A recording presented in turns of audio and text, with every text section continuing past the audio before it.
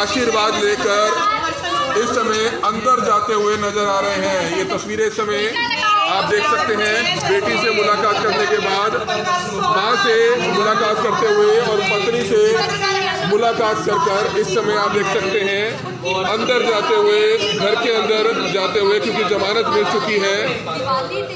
एक मामला हुआ उसमें आपको हुई थी 5.5-6 महीने अंदर रहना पड़ा था और आज परिवार से मुलाकात करते हुए लाइव तस्वीरें इस समय आप देख सकते हैं। तमाम जानकार, तमाम सभी लोग यहाँ पर इस समय पहुंचे हुए हैं। तस्वीरें आप देख सकते हैं। आकर्षण आ जाएंगे तो बस इतना नहीं खाया जाना आपने जाना। चल ये पानी खा बेटा ना ज्यादा पानी लोगे हम देंगे नहीं, नेक देना पड़ेगा। पकड़ो एक बार छोड़ दो। खींच लो तीसरी बार।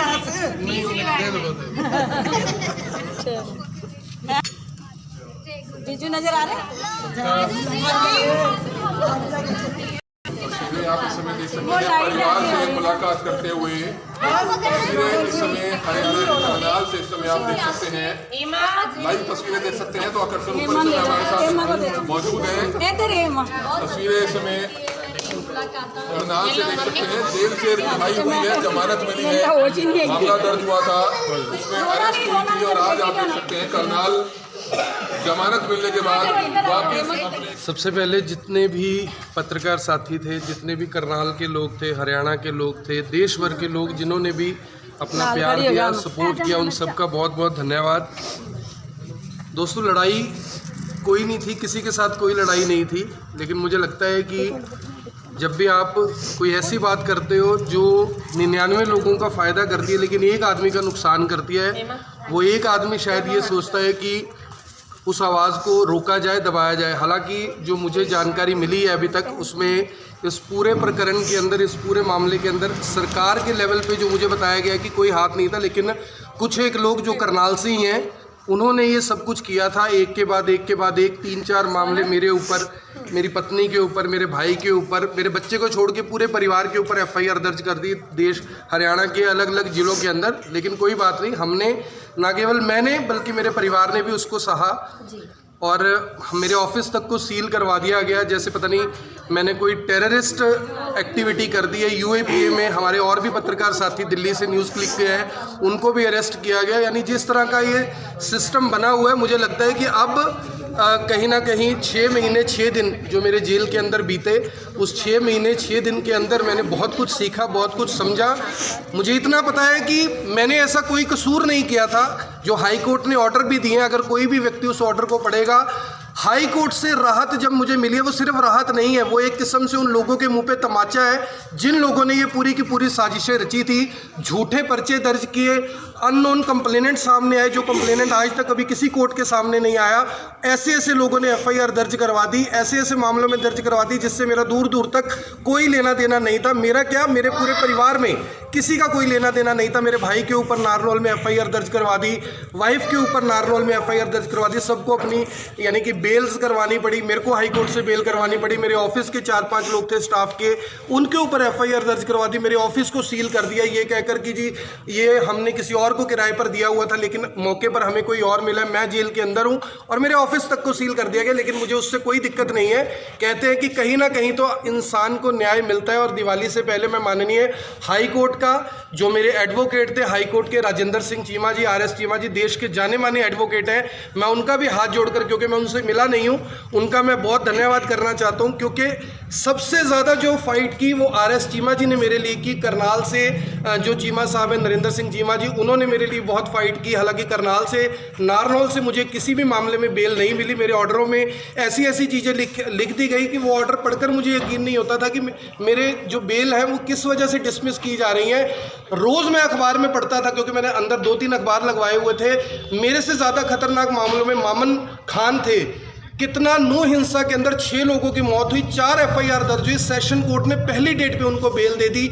मेरे जैसे कितने मामले 354A में दर्ज हुए कि छेड़छाड़ के मामले हैं, उनमें यानी आज सुबह की खबर है, उसमें एयरपोर्ट के अंदर एक घटना होती है छेड़छाड़ की, उसमें भी जो बेल है वो साथ के साथ मिल जाती है। लेकिन मुझे 6 महीने 6 दिन के बाद बेल दी गई, लेकिन मुझे कोई अफसोस नहीं है। मैंने भी कानूनी प्रक्रिया का पालन किया, मुझे किसी ने छोड़ा नहीं है, मुझे पुलिस ने नहीं छोड़ा, मुझे थाने वालों ने नहीं छोड़ा, मुझे एडमिनिस्ट्रेशन ने नहीं छोड़ा। मुझे अगर रिहाई मिली है, मुझे अगर बेल मिली है तो हाई कोर्ट से मिली है। इसलिए मैं हाई कोर्ट का धन्यवाद करना चाहता हूं, उन जजेस का धन्यवाद करना चाहता हूं जिन्होंने मेरे मामले को सही तरीके से सुना।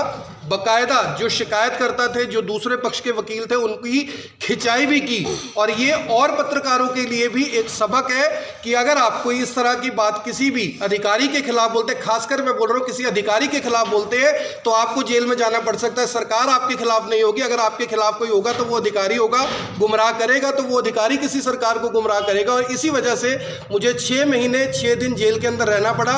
और जितनी सजा मैंने भुगती उससे ज्यादा सजा मेरे परिवार ने भुगती। 2.5 महीने तक, मुझे बाद में बताया 2.5 महीने तक मुझे नहीं पता लगा, 2.5 महीने तक मेरे घर के बाद CIA तक लगा के रखी गई, जैसे पता नहीं कोई एंटी टेररिस्ट एक्टिविटीज मेरे घर के अंदर हो रही हैं। और भी बहुत कुछ है, मैं आने वाले समय में उन चीजों को खुलासा करूंगा, कौन कौन लोग इसमें शामिल थे, किन किन लोगों ने ये सब कुछ किया। मेरे चैनल को खराब करने की कोशिश की गई। मेरे चैनल के 50 लाख फॉलोअर इस समय मेरे साथ नहीं है, क्योंकि मेरे चैनल को हैक कर लिया गया। कैसे वो पूरा चैनल i24 का हैक हुआ, कैसे आप लोगों की उम्मीदों को तोड़ने की, कुचलने की, मसलने की कोशिश की गई, ये मैं आने वाले समय में बताऊंगा। मैं चाहता हूं कि अभी कुछ दिन तक मैं अपने परिवार के साथ रहूं, जिन्होंने मुझसे ज्यादा सब कुछ सहा है। मेरे पत्रकार साथी, करनाल के लोग, हरियाणा के लोग, देश के लोग, जिन्होंने पूरे वर्ल्ड से मेरे परिवार के साथ संपर्क बनाए रखा। लोगों ने बहुत डोनेशन का भी ऑफर किया, लाखों रुपए का ऑफर किया कि हम आकर्षण जी के लिए लीगल हेल्प के लिए कुछ ना कुछ डोनेट करना चाहते हैं। लेकिन मैंने किसी से, मेरे परिवार ने किसी से 1 रुपए की भी कोई भी मदद नहीं ली। लड़ाई मेरी थी, आप लोगों के लिए थी, वो लड़ाई मैंने खुद लड़ी है और आगे चलकर भी ये लड़ाई लड़ते रहेंगे।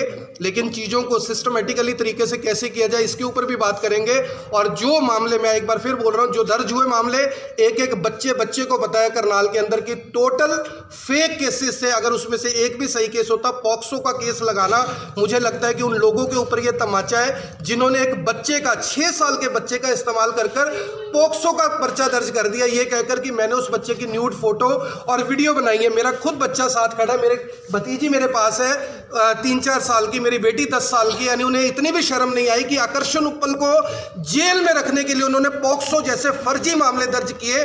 जिन जजेस ने इस मामलों को पढ़ा, कोई रिकवरी नहीं, पेरेंट मना कर रहा है कि ऐसा कुछ नहीं हुआ, लेकिन अर्जी फर्जी मामले दर्ज कर कोशिश की गई कि ज़्यादा से ज़्यादा लंबे से लंबे समय के लिए डिटेन कर रखा जाए। जैसे मैं अगर बाहर आ जाऊंगा तो मेरे आने से शायद पूरा करनाल कहीं बर्बाद ना हो जाए। और पीछे से 6 महीने कितना आबाद हुआ है ये मैं रोज़ अखबारों में पढ़ रहा था, आप लोग भी पढ़ रहे थे। मेरी आप सभी से हाथ जोड़कर ये अपील है कि जिन भी लोगों ने मुझे ये अभी तक सपोर्ट किया, जिन भी लोगों ने अपना प्यार मुझे दिया, मेरे परिवार के साथ जुड़े रहे, उन सबका मैं हाथ जोड़कर धन्यवाद करना चाहता हूँ। आप सभी का बहुत बहुत धन्यवाद। एक आखिरी सवाल, सिर्फ आखिरी सवाल, जो भी विवाद हुआ सिर्फ वो तहसीलदार वाले मामले में हुआ। अब कुछ एक लोग ये भी नीचे पूछेंगे कि क्या उसमें आकर्षण की कुछ 1% भी कहीं गलती थी, जैसे कि प्रशासनिक अधिकारियों ने बताया कि कुछ शब्दावली कुछ ऐसी गलत से नहीं। देखिए, इस पर क्या कहना चाहेंगे? मैं इसमें एक ही बात कहना चाहता हूँ, हमारे हरियाणा के मुख्यमंत्री बहुत अच्छे आदमी हैं, ईमानदार आदमी हैं। पिछले दिनों उनके मुंह से भी ये बात निकली थी, जजेस वाला जो मामला हुआ था दिमाग खराब करने को लेकर जो स्टेटमेंट थी, उन्होंने भी बाद में ये बात बोला था कि कई बार फ्लो में बोला जाता है। हमने भी वो खबर चलाई थी कि ठीक है, मुख्यमंत्री ने बोल दिया फ्लो में, कोई बात नहीं। इस तरह के बड़े बड़े नेता बोलते हैं। अगर मेरे फ्लो में मैंने अगर ड्राइंग रूम की जगह टॉयलेट बोल दिया कि मैडम टॉयलेट में है, तो मुझे लगता है कि इसमें कोई बहुत बड़ी वो नहीं थी, ये मामला बहुत आसानी से सुलझाया जा सकता था। उसमें इस तरह के, देखिए उसमें बेटा जी आरोप क्या लगाया गया कि मैंने तहसीलदार का पीछा किया है। क्या मैं तहसीलदार अपने घर से भगवान को माथा टेक कर खबर करने के लिए जाऊं तो किसी का पीछा करने के लिए जाऊंगा, किसी महिला का? मैंने जाके खबर करी, उनको छुपने की जरूरत नहीं थी, ऐसा आदेशों में भी लिखा हुआ है। हमारे वकील साहब ने भी यही बात बोली। लेकिन चलिए कोई बात नहीं, मैडम को हो सकता है कि कोई गलतफहमी हो गई हो, एडमिनिस्ट्रेशन को कोई गलतफहमी हो गई। लेकिन जब उस मामले के बाद एक मामले दर्ज हुए, पॉक्सो जैसा मामला दर्ज किया, बेटा ये आप भी समझदार हैं, पॉक्सो के केस पे किसी की 1.5-2 साल से पहले जमानत नहीं होती। ये मामला इसीलिए दर्ज किया गया था, मुझे ये भी कहा गया था कि 2 है या रेप का या पॉक्सो का, दोनों में से कोई ना कोई मामला दर्ज होगा। और पॉक्सो का मामला इसलिए दर्ज किया गया कि किसी बच्चे का नाम सामने आएगा, किसी बेटी का नाम सामने आएगा, लोगों के बीच में एक इमेज खराब होगी।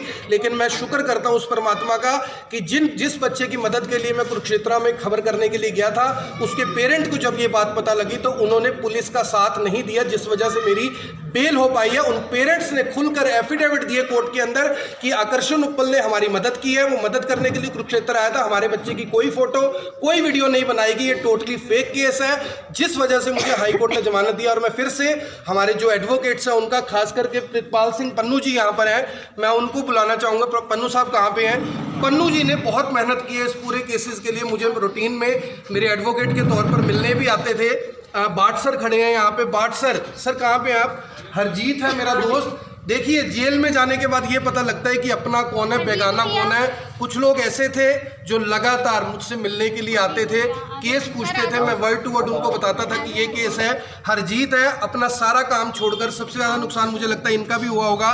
सर है, अपना स्कूल छोड़कर। और मैं और बताना चाहूँगा यहाँ पर, बिना नाम लिए मैं बताना चाहता हूँ, जिन लोगों ने खुलकर मेरी मदद की, चाहे मिट्टा जी उसमें आप भी हैं या जो भी लोग हैं, उन सबके साथ कुछ ना कुछ 19-21 करने की कोशिश की गई है। किसी के साथ कोशिश की गई, किसी के साथ कर दिया गया, किसी का नुकसान भी किया गया। लेकिन कोई बात नहीं, परमात्मा सब देख रहा है, लॉ सब देख रहा है। लॉ को बनाने वाले लोग अच्छे हैं, लेकिन लॉ को फॉलो करवाने वाले लोग कैसे हैं वो आपने देख लिया।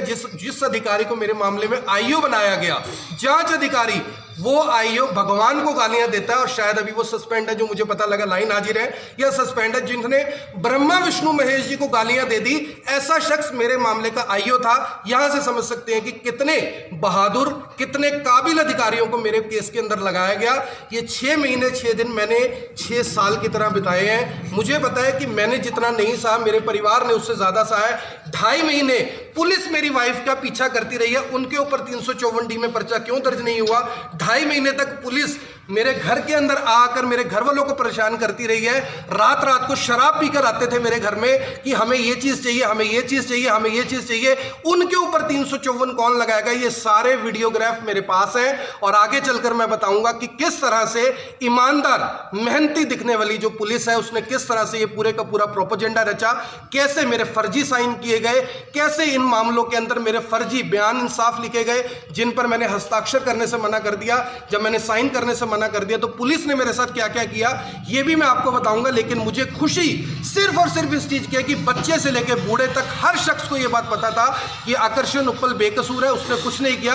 और इसी वजह से 6 महीने 6 दिन बाद भी मैं यहां पर खड़ा हूं। नहीं तो कुछ ऐसा भी मुझे लग रहा था कि कहीं ना कहीं कई बार आदमी दबाव में आ जाता है, कोई वो गलत कदम उठा लेता है। लेकिन मैंने इस लड़ाई को हमेशा की तरह फिर से हिम्मत के साथ लड़ा, क्योंकि मेरा परिवार, मेरे दोस्त, पन्नू जी जैसे, बाट सर जैसे, हरजीत जैसे जो लोग हैं वो मेरे साथ खड़े हुए थे, जिन्होंने मुझे पल पल एक बात ही बोली कि जल्द ही आप बाहर आ जाओगे, ऐसी कोई दिक्कत नहीं है, बाहर सब लोग आपकी फेवर में है, सब लोग आपको सपोर्ट कर रहे हैं। लेकिन जिन लोगों ने ये पूरे का पूरा प्रोपोजेंडा रचा, ये पूरा मामला एक्चुअल में 100 करोड़ रुपए के घोटाले से जुड़ा हुआ है, जिसके बारे में मैं आगे चलकर बताऊंगा। तो बिल्कुल अब परिवार के साथ समय व्यतीत करना चाहिए। आपको तस्वीरें देख सकते हैं, घर के अंदर दाखिल होते हुए नजर आ रहे हैं। कुछ कहना चाहेंगे? यही बोलूँगी कि आप सबके साथ का सहयोग का सुख दुख जीवन में हिस्सा है, वो आते जाते रहते हैं। लेकिन जब परमात्मा कोई परीक्षा लेता है, देता है, तो वही साथ निभाने की, उससे लड़ने की शक्ति भी देता है। हमने इस समय में बहुत कुछ सीखा है, बहुत कुछ देखा है, बहुत कुछ जाना है।